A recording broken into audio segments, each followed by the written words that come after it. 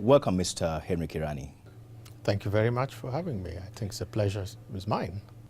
I just wanted you to begin our interview by telling us, who is Henry Kirani? What can you tell us about yourself? Fair question. I was born in Uganda. I was actually born in Arua Hospital, to be more precise. My hometown is Nebi district. My father was a civil servant, so I grew up literally around the country.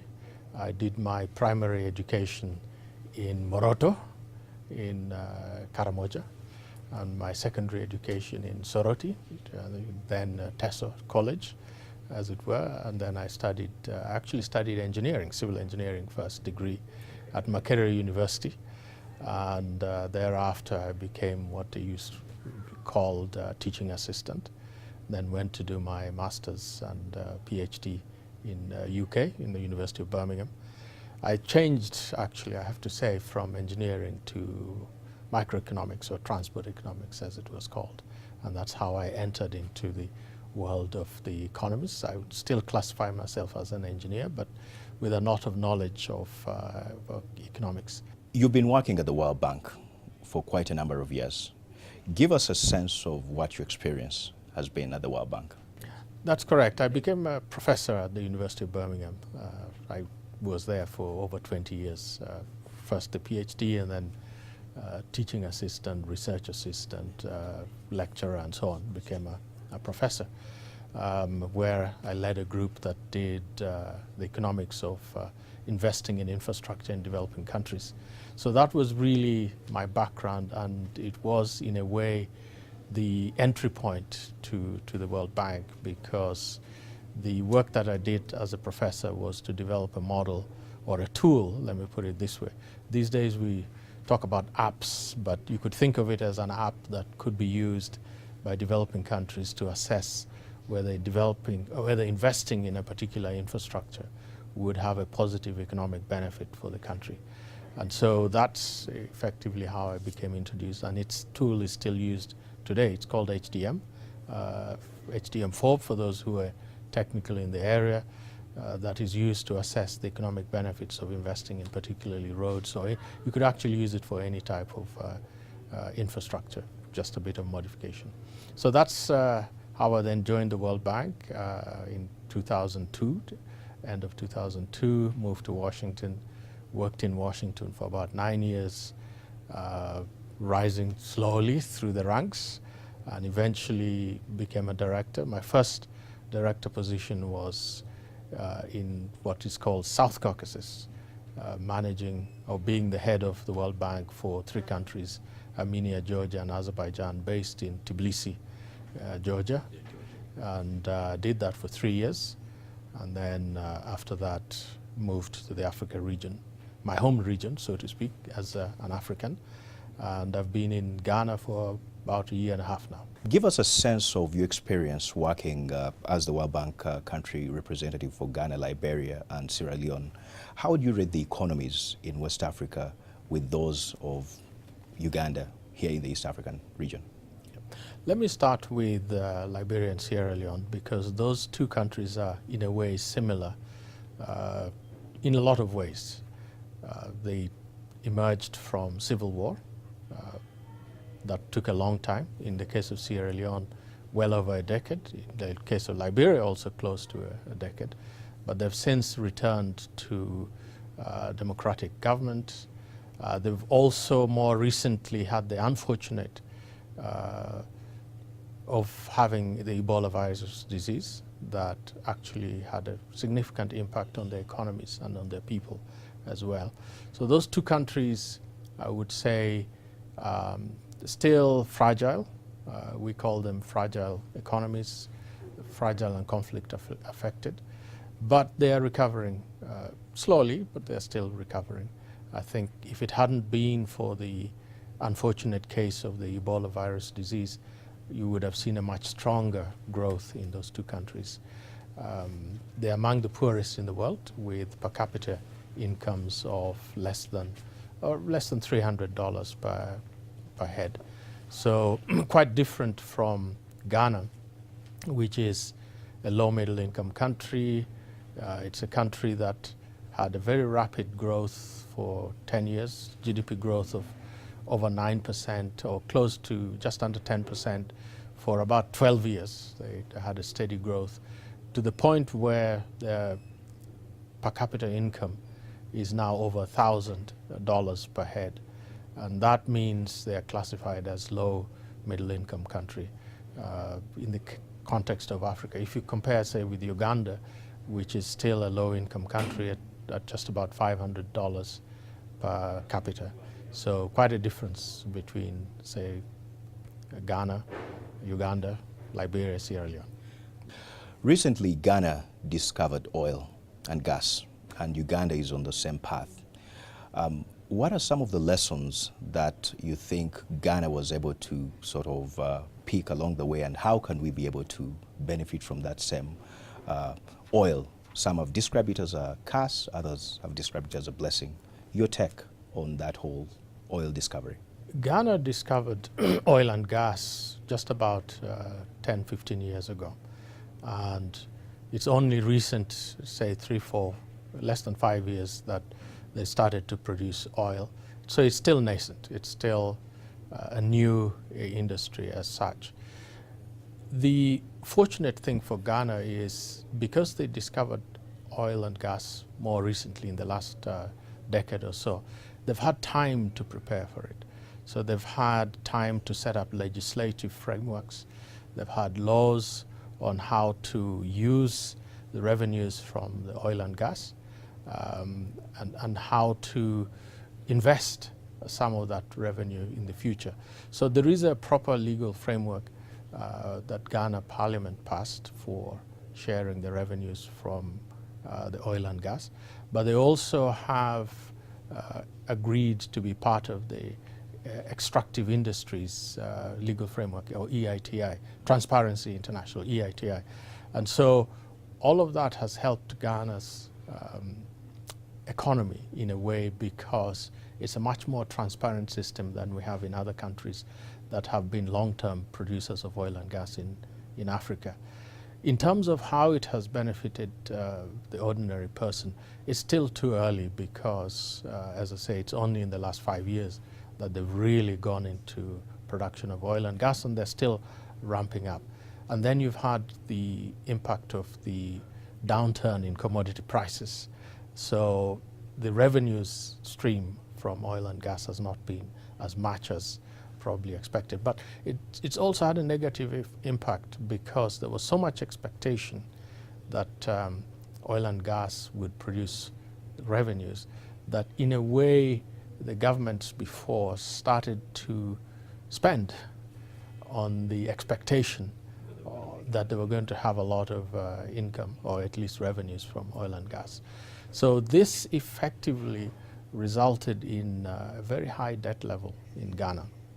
So Ghana's debts at the moment are close to 70% of GDP, which is extremely high. I don't know what it is here in Uganda, to be precise, but I know it's not anywhere near 70%, which is extremely high.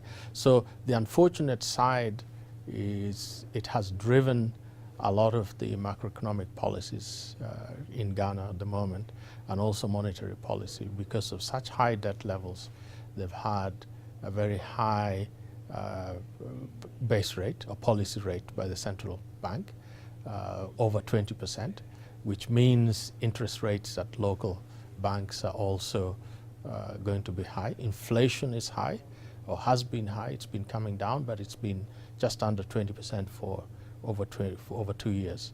So the impact of this expectation of a lot of revenue resulting in high levels of debt have meant high interest rates, high debt levels, and high inflation. Yeah, let's talk about tourism. You've talked about diversification in the tourism sector, tourism and agriculture.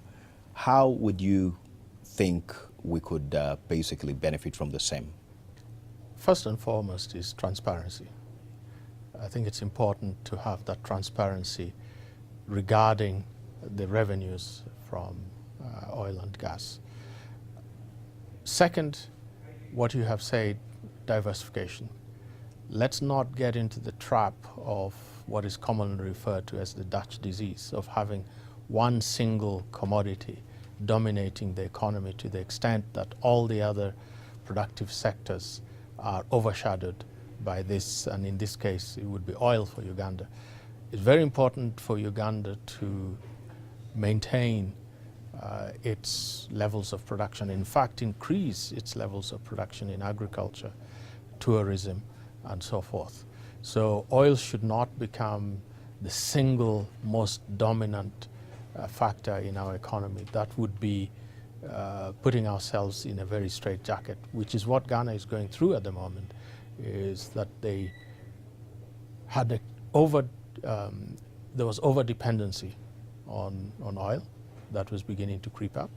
As I say, it's fortunate that it's still a young and nascent industry in Ghana, and so it hadn't got to the point of Dutch disease, but it was pretty close. And so the drive in Ghana is indeed to diversify. They're not as lucky as Uganda. They don't have as much rain and water. They do have some, but not as much as Uganda has. So I think in terms of diversification, agriculture, tourism are the most obvious for countries like this. Chinese aid seems to be getting a lot of traction in Africa. I just wanted to get your sense of whether you think the emergency of China on the continent is a good thing for us as emerging economies as a whole. The essence of Chinese, there are two sides. One is what I would call the aid side, and the other is the commercial side. On the commercial side, when you have Chinese companies coming to do construction contracts and so on, quite rightly, countries should demand quality, that if they bid the lowest price to provide a service, then they must do so at a minimum quality that is acceptable for whatever service they're doing. If they're building a road, they should do it at the best quality, and at the same time ensure that they abide with all the rules and regulations, the environmental, the social safety, the safety of the people, safety of the workers, and so on. So they have to abide by all those processes and procedures that are required. The second part is the aid, where China, I believe, should, probably is not doing enough, but it should do more to provide aid to Africa as opposed to a commercial venture. We have cases where China has been building hospitals, has built even roads at, I would say, as a gift of the Chinese people to African countries. These are the sort of things that we should encourage China to be doing. Probably what they should do less is where it is a commercial venture and countries have to borrow in order to have a commercial return to Chinese companies. Probably that is where governments need to be more aware of how to engage with China. But for sure, we should encourage more aid from China to Africa. Being the second richest country now in the world, I believe China could do more in giving aid to Africa. Ghana recently went through an election which saw a change of guard. There is always that notion that some people feel that a change in leadership could affect policy and also derail progress. Give us a sense of how Ghana has been able to do it and what we as Uganda can be able to sort of learn from the Ghanaian experience. The most important for any country is to have political stability. And each country will have its own system for ensuring that you have political stability. The second after that is economic stability. If you don't have the political stability, you will not have economic stability for sure. So once you have a system, a mechanism that ensures political stability, it is then the role of government to ensure that you have economic stability. And this should be long term. In the case of Ghana, their system will ensure that every 4 years there's an election, and in the past 20 years or so, it's always been peaceful, and there has been peaceful change of government with different parties transitioning from one to the next. And that leads to a perception of a stable economy, of a stable political system. And it is then the role of the government to ensure that there is also macroeconomic stability. This encourages inward investment. And you will see that in the case of Ghana, there has been a lot of foreign direct investments, or FDI as we call it, significantly higher than in a lot of other African countries. And we would attribute that to the political stability and therefore the perception that investors from around the world have about that particular system of government in Ghana.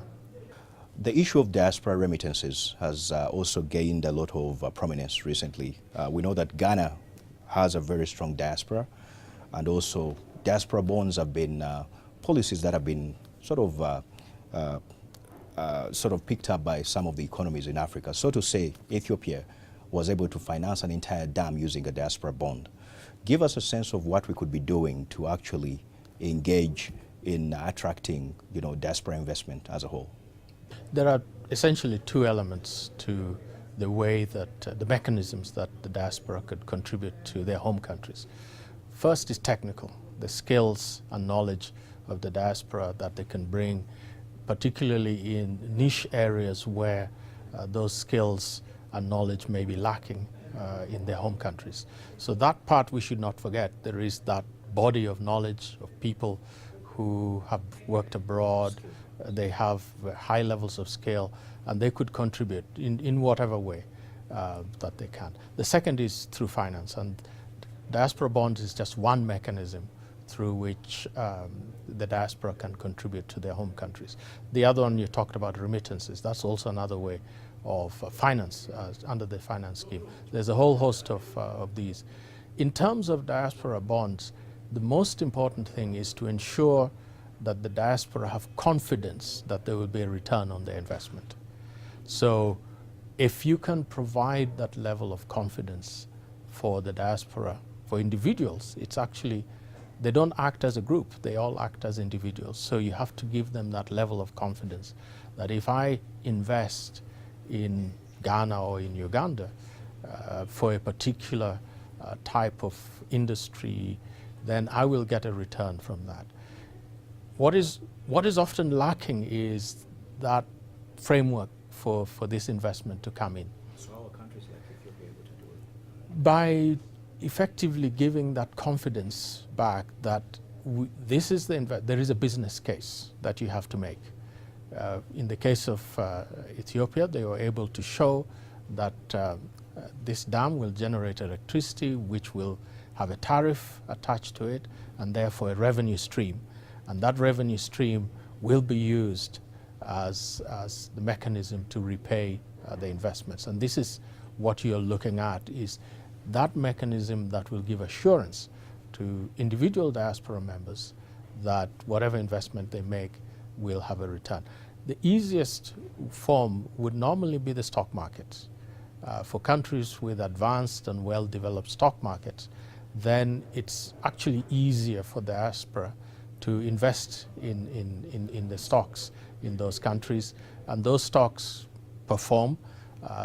The key thing about diaspora is they are less risk averse for their home countries because they know those countries best. So as a Ugandan, I know Uganda well, and if I chose to invest in Uganda, I am prepared to take a risk premium that others would not, because they don't know Uganda as well as I do as a Ugandan. And so that is the whole essence of diaspora financing. Uganda experiences a very high birth rate currently and also a high unemployment rate as a whole. What could we be doing differently to actually help jumpstart the economy, provide employment, and pretty much help young people get back to work? When you look at it in terms of per capita, which means whatever the size of your economy, divide by the number of people, it basically means that your per capita income will not grow fast if the denominator is expanding faster than the economy. So we have to grow the economy faster than the population growth rate in order to see a significant increase in the per capita incomes. So yes, it is a factor, and it is a big factor. I wanted to get a sense of your view of how things are moving in Uganda today. I also wanted to ask you, how would you want us to remember you if you're to go down in history as Mr. Henry Kirani, who worked at the World Bank in West Africa? What would you say? Maybe before I do that, I want to talk a little bit about agriculture, because I see this as a significant potential, and maybe that leads me into what I hope to do when I retire. Is we have an endowment, apart from tourism, we have an endowment in terms of land, very fertile land.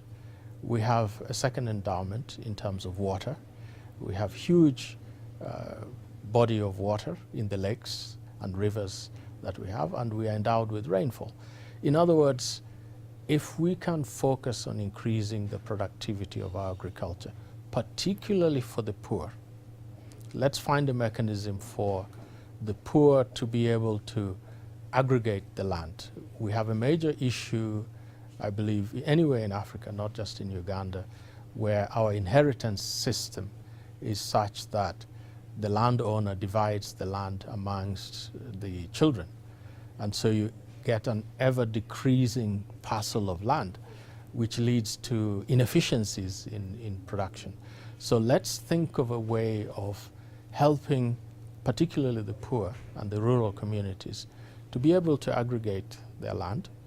And by so aggregating, they're not selling the land, they still own it, but they cooperate in what they produce, which will then allow people to mechanize. And once you have mechanization, once you have proper inputs, then you begin to increase productivity. So the concept of always getting people to sell their land, move out so that an industrial scale farmer comes in, we need to revisit that. Let's think of helping the people who are on the land to retain ownership of that land, but also participate in the productivity of that land. Don't throw them away, because if you do throw them out of their land, they'll end up in the slums, in the towns, and become another problem. So let's work together. We're doing this in Ghana, for example, in Sierra Leone and in Liberia as well, where we help commercial farmers to work with individual smallholders and help them to aggregate the land, and they all produce the same thing, whether it's rice, maize, cocoa, or whatever. But the individual landowners still retain ownership of the land. That's a very important thing, which I hope to see Uganda adopting more and more. I know it's working in some places. For example, the sugar industry, I know, has been doing that. But let's try and expand it to other types of crops and commodities that we can produce in Uganda. But what I have observed, I would say we need to focus on improving what is generally referred to as the business environment. In other words, how easy is it for particularly small and medium enterprises to thrive, to grow? Statistics from the World Bank and from others show that the most number of jobs or employment is actually created by this private sector. 90% of jobs in most countries, African countries, are actually created by the private sector. Out of that, the vast majority is small and medium enterprises.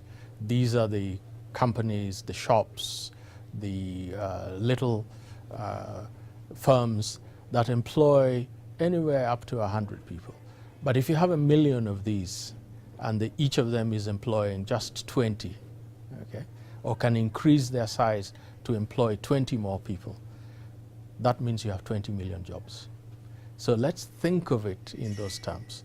What will it take for us to improve the business environment for small and medium enterprises to be able to expand?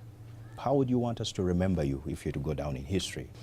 Probably too soon for me to say that. I would hope that in future I would be able to make an impact in my own home country. So in a few years, once I retire from the World Bank, I would hope to be able to do that, and then we'll come to that chapter at that point in time. Thank you. Mr. Henry Kerali is the World Bank representative for Ghana, Liberia, and Sierra Leone. He's also Ugandan. He will be a recipient of the Uganda Diaspora Award this December. We were privileged to actually meet up with him. He had a prior engagement. He couldn't be able to attend this event in person, but gave us this taped message to receive this award. I'm really, truly honored by this recognition of the Uganda Diaspora Network. I accept the award, and I want to rededicate myself as a Ugandan to the people of Uganda and to my own home country. Although I'm away, I am very much a Ugandan. I am very much someone who thinks of Uganda as home. It's been well over 30 years that I've worked outside Uganda, so I look forward one day to coming back and making the contribution that I owe to Uganda. In my days in school, I did my secondary school in Teso College and of course university at Makerere. Most of it was actually, I would say, free, or to be more precise, I was sponsored by the governments, by the local governments and so on.